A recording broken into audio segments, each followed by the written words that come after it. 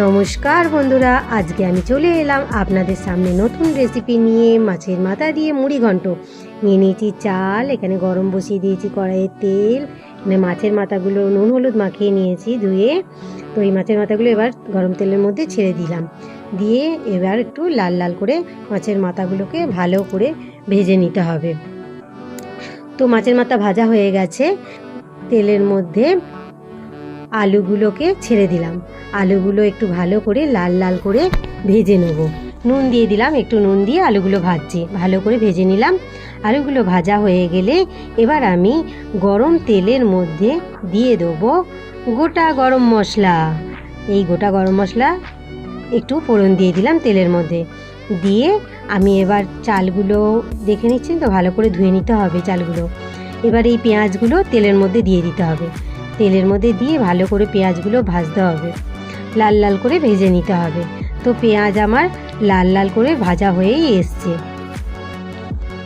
তো লাল লাল করে ভাজা হয়ে গেলে পেঁয়াজগুলো আস্তে আস্তে তার মধ্যে কাঁচা লঙ্কা দিয়ে দিলাম। যে যেমন ঝাল খাবেন সেরকম অনুযায়ী কাঁচা লঙ্কা দিয়ে দেবেন। কাঁচা লঙ্কা দিয়ে করলে কি মুড়ি ঘন্টটা একটুখানি ভালো টেস্ট হয়, বুঝেছেন? তো আদা রসুন বাটা এখানে পেস্ট, তো এটা আমি দিয়ে দিলাম। এবার লাল লাল করে ভাজা হয়ে গেছে পেঁয়াজগুলো, তার মধ্যে আদা রসুন বাটা দিয়ে দিলাম, দিয়ে জলটা একটু ধুয়ে দিয়ে দিলাম আদা রসুনের বাটিটা।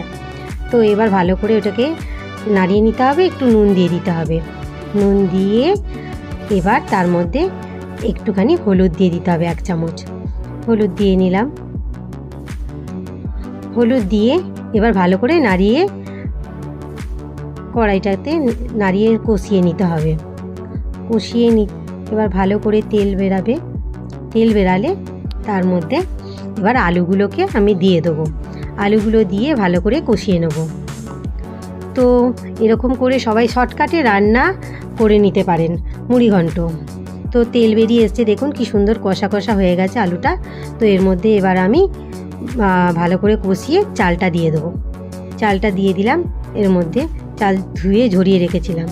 তো এর মধ্যে চালটা দিয়ে ভালো করে চালটাকে নেড়ে নেড়ে নেড়ে নেড়ে ভালো করে ভেজে নেবেন। কষিয়ে কষিয়ে ভালো করে ভেজে নেবেন। একদিকে বসাবেন গরম জল, গরম জলটা বেশ ভালো করে ফুটবে। তখন এই চালটা কষানো হয়ে গেলে চালটার মধ্যে গরম জলটা দিয়ে দেবেন। একটু গরম জল না দিলে কি চালটা একটু আটকে আটকে যায়, তো একটুখানি গরম জল করেই এটা করবেন, তাহলে খুব ভালো হবে। ভালো করে এটাকে কষিয়ে নেবেন, ভাজা ভাজা করে নেবেন, একটু ভালো করে তেল দিয়ে করবেন, তাহলে বেশি টেস্ট হবে। তো আমি এবার এর মধ্যে জলটা গরম হয়ে গেছে দিয়ে দিয়েছি। তো জলটা দিয়ে ভালো করে ফুটবে, কমিয়ে কমিয়ে